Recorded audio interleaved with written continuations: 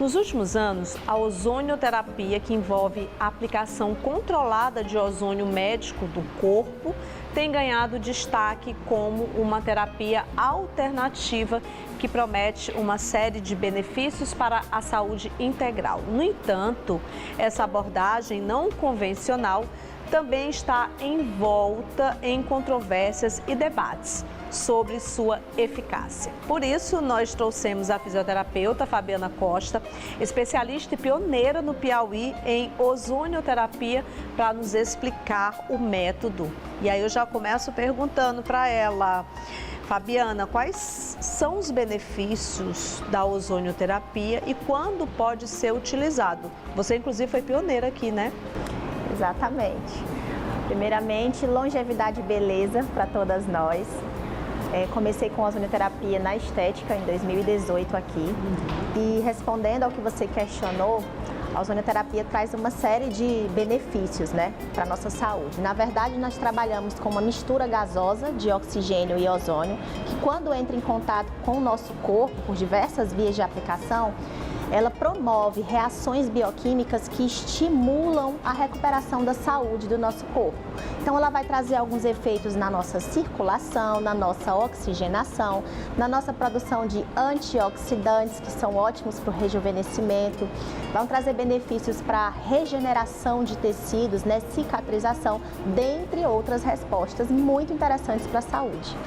Como exatamente a ozonioterapia ela é administrada e quais são os métodos comuns de aplicação? Então, a ozonioterapia ela pode ser administrada por vias sistêmicas, ou seja, que vão trazer respostas biológicas para todo o organismo do cliente e do paciente, mas ela pode ser administrada também para efeitos locais, onde através de infiltrações da mistura gasosa em determinadas regiões específicas do corpo, essas respostas bioquímicas vão ocorrer somente naquele local. As aplicações, os métodos, né, mais comuns são as infiltrações, onde através de uma agulhinha nós conseguimos colocar a mistura gasosa diretamente no tecido onde a gente quer tratar. E a outra, também comumente utilizada, é a ozonioterapia via retal, onde nós colocamos essa mistura gasosa em contato com a mucosa do intestino para que esses efeitos bioquímicos ocorram em todo o organismo do paciente.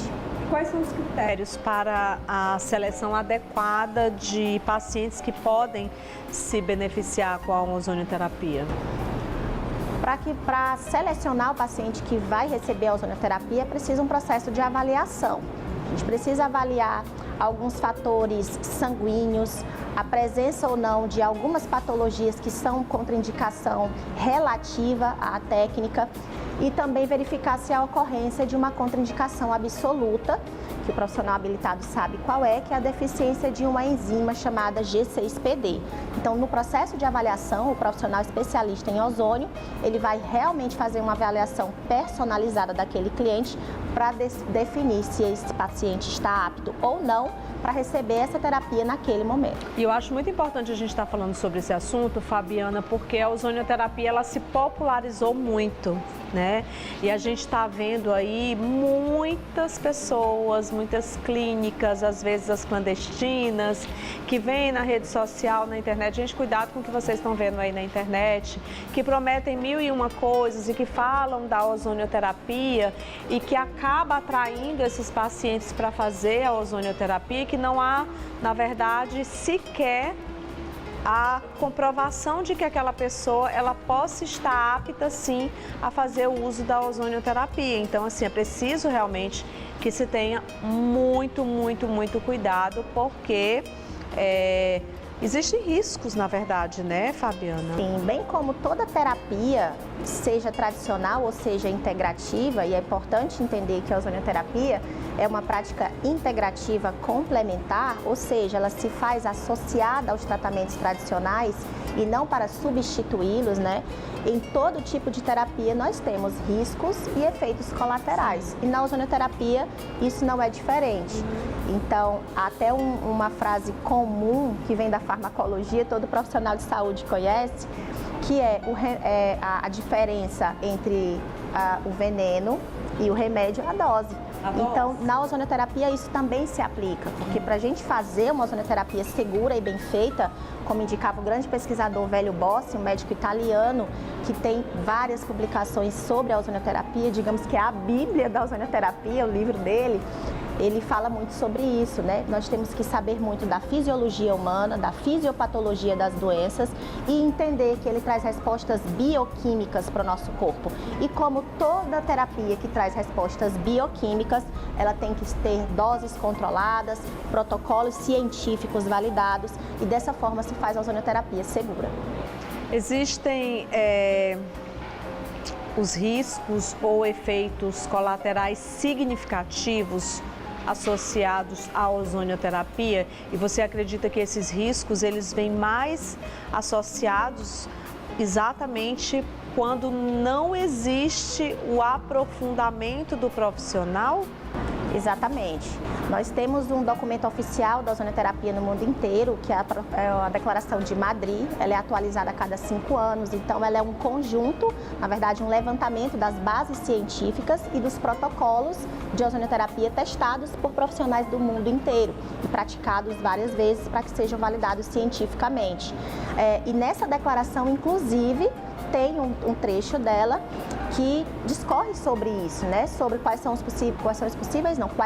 os efeitos colaterais. Por exemplo, quando a gente trabalha com ozonioterapia por infiltração, com uma agulhinha, bem como todo procedimento injetável, pode ocorrer a formação de um hematoma.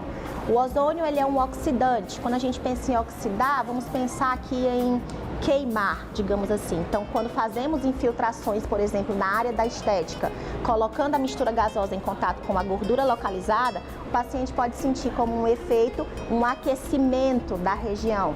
Então, ela tem sim respostas e efeitos mais leves e também outros de risco, digamos, moderado e avançado. No último congresso de ozonioterapia, inclusive, discorreu-se muito sobre os efeitos adversos avançados e eles ocorrem na imperícia, que é quando o profissional faz erro de asepsia ou não é habilitado na técnica por instituições validadas para isso. Ou seja, a ozonioterapia é maravilhoso, gente. Eu particularmente falo para vocês, já fiz algumas vezes e eu posso falar que foi muito bom para mim, né? Claro que com a indicação certa, a Fabiana sabe bem disso, é preciso realmente que o profissional, a profissional, ela seja habilitada para poder estar fazendo a ozonioterapia, mas eu digo sempre que prevenir é sempre a melhor solução, né, Fabiana? Sim. Obrigada, viu? Imagina. Volta mais vezes aqui. Espero que vocês tenham gostado da nossa entrevista. Combinamos aqui, ó, na tendência Barbie Girl, né? Todas de rosa e ozonizadas. E ozonizadas, viu?